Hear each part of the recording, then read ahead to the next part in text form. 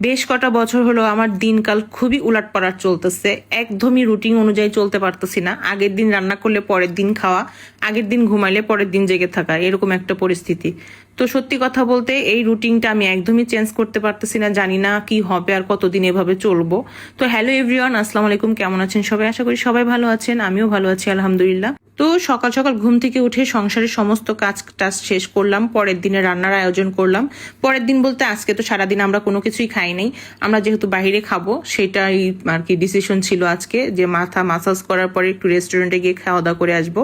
তো মাথা মাসাজ করার পরে রেস্টুরেন্টে গিয়ে খাওয়া দাওয়া করে বাসায় চলে আসলাম। তো আগে থেকেই সব আয়োজন করে রেখে গেছিলাম, তাই রান্নাগুলো করছিলাম। ফ্রেশ ট্রেশ হয়ে একটু রান্না বসিয়ে দিলাম। এখানে হচ্ছে পুঁই শাক দিয়ে ডাল রান্না করছিলাম। আজকে শুধু শাকসবজির আইটেম রান্না করব, কারণ বাচ্চারা সবসময় বাহিরের খাবারটা বেশি পছন্দ করে। এই জন্য আমি চিন্তা ভাবনা করছি যখনই বাসায় রান্না করব শাকসবজিই রাখবো। তো আজকে এখানে যে ডাল দিয়ে পুঁই শাক আর ডাল দিয়ে সবজি, সাথে হচ্ছে সেঞ্চি শাক। আপনারা খান কিনা, খেয়েছেন কিনা জানাবেন। আমি অনেক বছর পর খাচ্ছি। তো সেঞ্চি শাকটা ভাজতেছি, কে কে চিনেন জানাবেন। তো এখানে শাকটা ভাজা হয়ে গেছে। সত্যি কথা বলতে সারা দিনের রুটিন এতটাই উলাটপালাট, আমি আগের দিন রান্না করে পরের দিন খাই, এরকম একটা অবস্থা আমার এখন চলে। তো আমি আগের দিনের জন্য রাত্রেই রান্না করে রাখছিলাম। এই যে ফ্রেশ হয়ে আমার মানে মাথাটা একদমই ফ্রেশ লাগতেছিল, মানে ওয়াশ করে আসার পরে, মানে মাসাজ করে আসার পরে। তো যাই হোক, এখানে সবজিটা প্রায় কমপ্লিট হয়ে গেছে। তো আমি একটু ঘি দিচ্ছিলাম, যে একটু ঘি দিব তাহলে একটু টেস্টটা বাড়বে। তো এই তো আগের দিন রাত্রে সব রান্না বাড়া করে রাখলাম পরের দিন খাবো বলে। আর আমার রান্না শেষ হতে না হতেই দুই বোনের ক্ষুধা লেগে যায়। রাত 12টার সময় তারা সুজি রান্না করে খাচ্ছিল।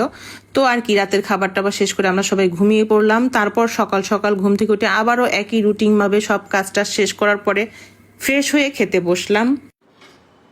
মুখে যেদিন রুচি অতিরিক্ত বেড়ে যায় সেদিন হচ্ছে কি খেতে ইচ্ছা করে জানেন? এই যে আহা হা, একটা দুইটা তিনটা চারটা পাঁচটা ছয়টা সাতটা, হ্যাঁ, দুই চার ছয় সাতটা শুকনা মরিচ, সাতটা শুকনা মরিচ।